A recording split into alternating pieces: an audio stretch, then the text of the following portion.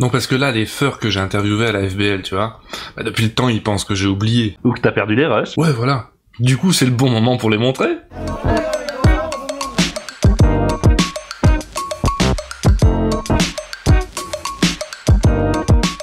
Bonjour et bienvenue dans Highway to Tail. Aujourd'hui, la question qui tue, qu'est-ce qu'un furry? Une boule de poil. Un générateur de drama. Une machine à hug. Un amateur de cuisson au four. Ou un peu de tout ça. Pour en avoir le cœur net, je vous ai posé la question en pleine convention à la Furry Blacklight 2019. On vous écoute. Quoi? Un fury, c'est une grosse boule de poil, on peut dire. C'est quelqu'un qui apprécie tout ce qui est animaux anthropomorphes et animaux en général. C'est une grosse peluche pour faire plein de câlins. C'est quelqu'un qui se considère comme étant fury. Qu'est-ce qu'un fury? Bah, c'est ça. Une personne qui aime se déguiser en animal justement, et qui justement sont soit des animaux de la vie réelle ou l'imaginaire. Animaux anthropomorphiques. Une boule de fluff.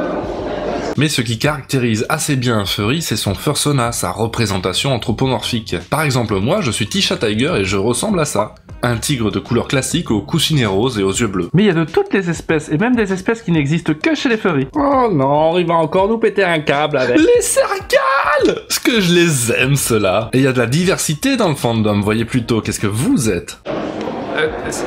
Une boîte en carton.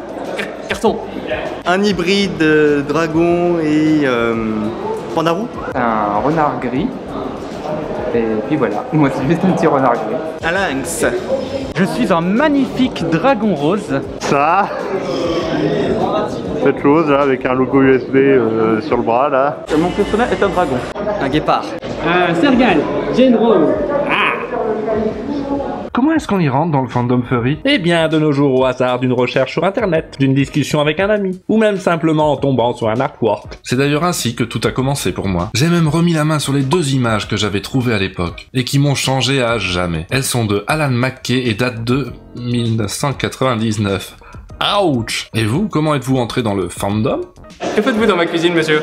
Bah, petit à petit, c'était grâce à quelques images que j'avais trouvées sur DeviantArt. Et après j'ai commencé à m'intéresser de plus en plus. Avant je jouais avec une personne que je ne savais pas qui était fury. Et sur notre TeamSpeak, il avait un avatar d'un fury en question. Et du coup je lui ai demandé qu'est-ce que c'était, et de fil en aiguille j'ai su ce que c'était le fury et ça m'a beaucoup plu. Ah, un ami qui m'a amené petit à petit dans le monde de ce fandom. Sur internet, parce que j'étais fan de dragons quand j'étais adolescent. Dans l'émission de Mathieu Sommet, Salut les geeks, c'était pas forcément le meilleur contexte. Un jour j'ai rencontré un fury et j'avoue que j'aimais bien ce qu'il faisait, ce qu'il montrait comme dessin. Bon là c'était durant mon adolescence et après j'ai connu le truc, là je suis resté loin, peut-être sans me considérer fury, mais j'ai regardé un petit peu le truc pour voir ce que c'était. Et là c'est quelques années après où je me suis dit tiens, et si je rejoignais cette communauté, ça a l'air sympa quand même, ça me plaît. Et là du coup je suis arrivé dans le furry fandom. J'ai connu le fandom en 2013 grâce à des amis qui me l'ont présenté. Bonne question. Par le biais de dessin. J'ai cherché des morceaux de raclette sur internet et je suis tombé là-dessus.